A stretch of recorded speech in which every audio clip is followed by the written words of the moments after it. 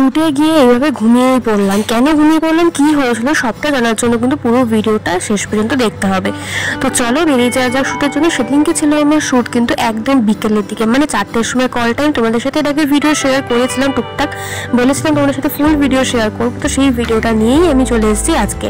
তো দেখতেই পাচ্ছ মাথায় রোদ নিয়ে চলে গেছি কিন্তু ডানলপে, মানে আমি আগরপাড়া থেকে চলে গেছি ডানলপ। সেখান থেকে আবার নিয়ে নিয়েছি অটো নিয়ে যাচ্ছি কিন্তু স্টুডিওর লোকেশনে। স্টুডিও কিন্তু ছিল লেন্স কুইন স্টুডিও, তোমরা সবাই জানো। তো আমি ওখানে চলে যাচ্ছি কিন্তু এত রোদ আর এত কষ্ট হচ্ছিল যে কি বলবো। তো যাই হোক, আলটিমেটলি কিন্তু আমরা শুটের লোকেশনে পৌঁছে গেছি অনেক অনেক অনেক আগে, কারণ আমার টাইম ছিল 4টে, আমি পৌঁছে গেছি 3:30। তো তারপরে গিয়ে এখানে একটা মিষ্টির দোকান আছে, তোমরা অনেকেই জানো হয়তো, এই লেন্স কুইন স্টুডিওর উল্টো দিকেই। ওখানে বসে খানিকক্ষণ ওয়েট করছিলাম, পাশে কত সুন্দর সুন্দর মিষ্টি দেখছিলাম। যদিও মিষ্টি আমি খুব একটা পছন্দ করি না। তো তারপরে অনেকক্ষণ বসে থাকার পরে চলে এসেছি কিন্তু স্টুডিও ওনার দিদি দেখতেই পেলে। তারপরে স্টুডিওর ভেতরে ঢুকলাম, ঢুকে একটু ভিডিও নিয়ে নিচ্ছিলাম। আর দেখো কি সুন্দর পেছনে একটা খাট দেখতে পাচ্ছ, আসলে ঝাড়বাতি। খাটটা কিন্তু সুন্দর করে সাজালে খুব সুন্দর দেখতে লাগে। আর এই হলাম গিয়ে আমি।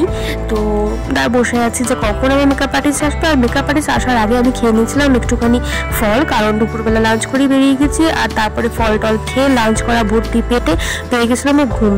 তারপরে যখন ঘুমটুম ভেঙে উঠলো, মেকআপ আর্টিস্ট এলো। মেকআপ আর্টিস্ট কিন্তু আমার খুবই চেনা, আমার বাড়ির পাশেই ফ্ল্যাট আছে, সেই ফ্ল্যাটেই কিন্তু দিদি দাদা বৌদি সবাই থাকে। আমি জানতামই না, এতদিন ধরে শুটের বিষয়ে কথা হয়েছে কিন্তু পরিচয়ই ছিল না।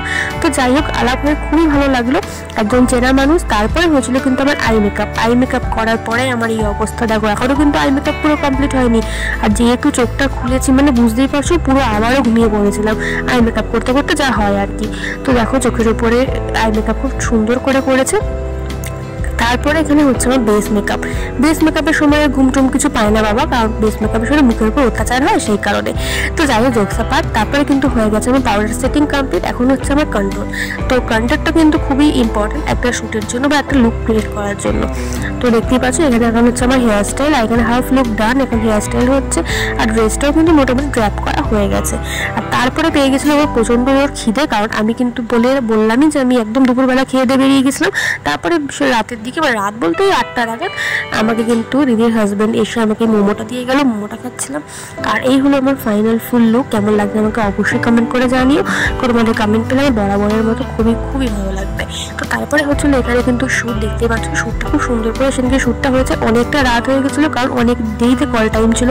তো রাত তো হবেই। তো বাড়ি পৌঁছেছি আমি মোটামুটি 11টা বেজে গেছে বাড়ি পৌঁছতে। এই হলো আমার ফুল লুকটা, লেহেঙ্গার সাথে কিন্তু লুকটা খুব সুন্দর লাগছিল দেখতে। তো আজকের ভিডিওটা এইটুকুই, সবাই দেখে জানিও কেমন লাগলো। টাটা।